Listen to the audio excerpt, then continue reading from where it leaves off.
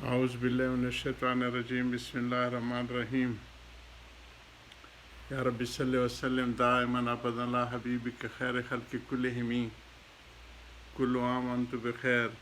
عید سعید۔ عید مبارک بعض علاقوں میں ہند، بنگلہ دیش، برما وغیرہ، میانمار میں آج دوسرا دن ہے۔ لوگ عید مبارک کے لیے پیغامات بھیج رہے ہیں۔ ہمارے ہند، پاکستان اور ہمارے خلیجی علاقوں میں آج تیسرا دن ہے، لیکن عید الحمدللہ 3 دن تک ہمارے ہاں عام طور پہ اس عید مبارک دی جاتی ہیں۔ خوشی کے موقع میں خوشی میں شامل ہونا یہی سکھایا گیا ہے ہمیں، اور اس کا اظہار بھی کیا جائے، جیسے عید کے موقع پہ ہے۔ حضور صلی اللہ علیہ وسلم کے ارشاد تھا کہ ہر ایک قوم کی عید ہوتی ہے خوشی کی، اور ہمارے اليوم عید، آج ہمارے عید کا دن ہے۔ تو اس سلسلے میں آگے چلتے ہیں، اور اس خوشی کے اظہار ہماری عبادات کے انداز میں ہوتا ہے۔ 2 رکعت کی نماز، اور وہ بھی عام طور پہ جو دیہاتوں میں ہے تو وہ تو شہر سے باہر ایک عیدگاہ ہوتی ہے۔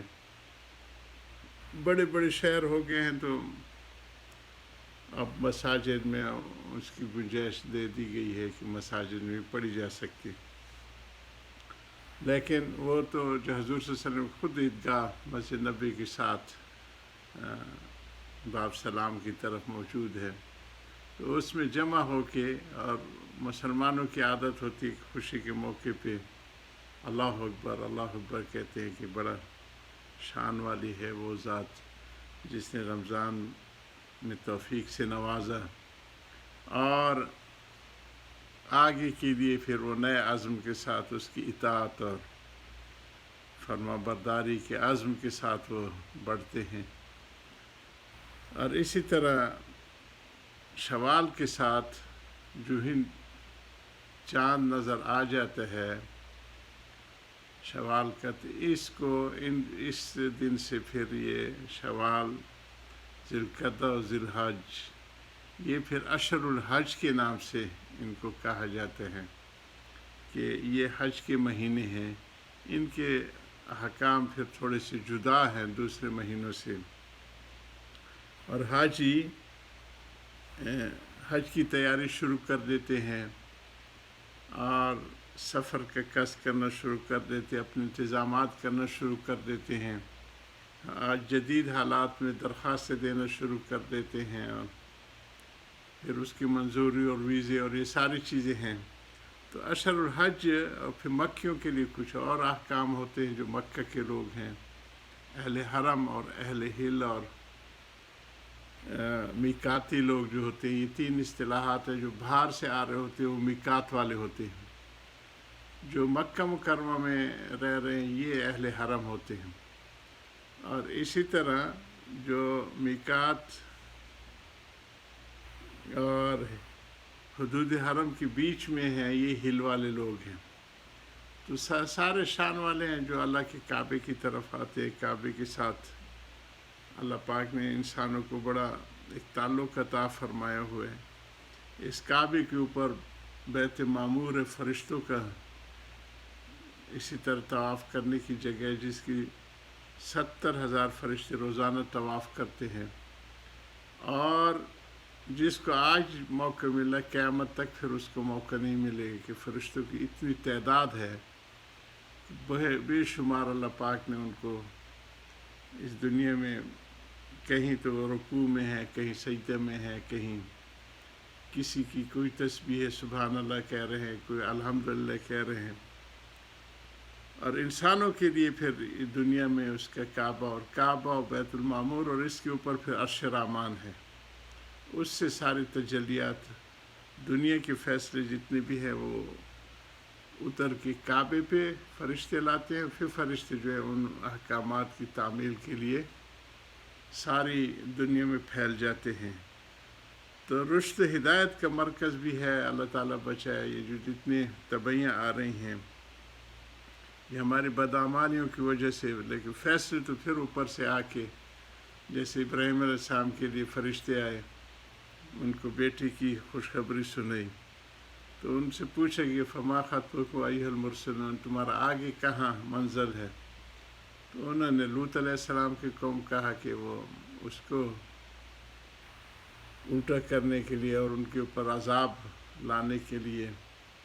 تو ابراہیم علیہ السلام دعا میں لگ گئے جی کہ اللہ اگر آپ انہیں عذاب دے تو آپ رب ہیں، خالق ہیں، اور اگر بخش دے تو آپ تو غفور الرحیم ہیں. تو کعبہ بڑی شان والا ہے جس امت کے لیے اللہ پاک نے کعبے کو مرجع خلائق بنایا. ساری دنیا کے فیصلے یہاں ہوتے ہیں، دعائیں قبول ہوتی ہیں. ہمارے حضرت فرمایا کرتے تھے کہ ایکسپریس موٹر ویز ہیں جو اللہ میاں کی طرف سیدھی جاتی ہیں، دعائیں عرش رحمان تک سنی جاتی ہیں، اور اللہ سبحانہ تعالیٰ اس پہ کرم کا معاملہ فرماتے ہیں. تو ہل والے اور اہل حرم اور میقات والے یہ شان والے ہوتے ہیں. تو اہل حرم کے لیے ان دنوں میں عمرے کو پسند نہیں کیا گیا ہے کہ وہ جگہ خالی چھوڑے باہر والے آنے والے مہمانوں کے لیے جو حج کی قصد کر کے آ رہے ہیں. اور ان دنوں میں ان کے سفروں کو بھی پسند نہیں کیا گیا کہ یہ لوگ تو خادم ہیں. جب مہمان آ رہے ہوں، مہمانوں کی خدمت کرنے والے خادم غیر حاضر رہیں، مہمانوں کو دشواری ہوتی ہے. تو یہ احکامات اہل حرم کے لیے ہیں. سفر بھی وہ نہ کریں اور عمرہ بھی نہ کریں. اور زیادہ تر ان کے لیے یہ بھی ہو جاتا ہے کہ کعبہ کی ماشاءاللہ شان ہے، اور حدود حرم جہاں جہاں ہے، ادھر شمیسی کی طرف ہے اور ادھر جو ہے عرفات کی طرف ہے، اور سمجھ آئے کہ قریب والی ادھر مسجد عائشہ ہے. تو یہاں ان کی اجر جو ہے وہ اپنی اپنی مسجدوں میں نماز پڑھنے کو ان کو ہوتا ہے، تاکہ مسجد حرام آنے والے مہمانوں کے لیے اوور لوڈ نہ ہو. تو یہ سارے احکام مکی لوگوں کے لیے ہوتے ہیں. باہر کے شوال کے تعلق سے ایک اور بات بھی، ان دنوں میں قربانی کے لیے خریدتے ہیں لوگ جانور، اور وہ اس کو خوبصورت بناتے ہیں، مہندی لگاتے ہیں، اس کو گھنگرو وغیرہ گلے میں ڈالتے ہیں. بچے جو ہے اس کو پیار کرتے ہیں تاکہ اس کے ساتھ محبت پیدا ہو جائے. لن تنالوا البر حتى تنفقوا مما تحبون، کہ اس کے ساتھ محبت پیدا ہو جائے اور پھر اس کو اللہ کی راہ میں قربان کیے. ایسے مال خرچ کرو کہ جس کو تم پسند کرتے ہو. تو یہ بھی انہی دنوں میں شروع کر دیتے ہیں، قربانی بھی اور اس کے جانور خریدنا اور پالنا اور بنانا سنوارنا. تو یہ بھی اشہر الحج کے تعلق سے ساری چیزیں ہیں. شوال کا جو پورا مہینہ ہے یہ شان والا ہے.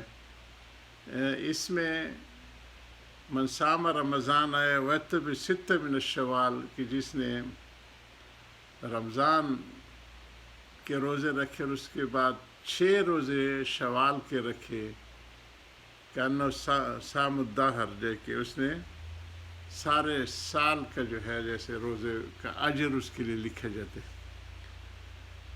امام شافعی صاحب رحمہ اللہ ان کے ہاں اتباع کے معنی یہ لیے جاتے ہیں کہ متصل شروع کر دیں، جیسے ہمارے حرمین میں ہوتے ہیں، ایک دن عید کے چھوڑ کے لوگ شروع کر دیتے ہیں اور وہ 6 پورے کر دیں. امام ابو حنیفہ رحمہ اللہ ان حضرات کے پورے مہینے میں وہ اس کو تقسیم کر کے کرے تاکہ وہ ایک رنگ لگا رہے روزوں کا، اور ایک ان کے ساتھ مسلمانوں کو تعلق اور شغف لگا رہے.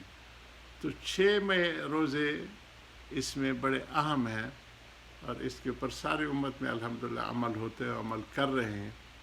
اس کو بھی پورا کیا جائے تو پورے سال کی روزے داروں کی میں شمار کیا جاتا ہے. حضرت کی امت ایک اور عجیب نکتہ فرماتے ہیں کہ باقی نفلی روزے تو اس حساب سے شمار ہوتے ہیں، ان نفلی روزوں کا ان فرض کے ساتھ جو ہے حساب کیا جائے گا کہ وہ رمضان کے ساتھ دہر پھر پورا ہوتے ہیں پورا ایک سال. اللہ ہم سب کو عمل کی توفیق عطا فرمائے. وآخر دعوان الحمدللہ رب العالمین. یا رب صلی وسلم دائما ابدا اللہ حبیب.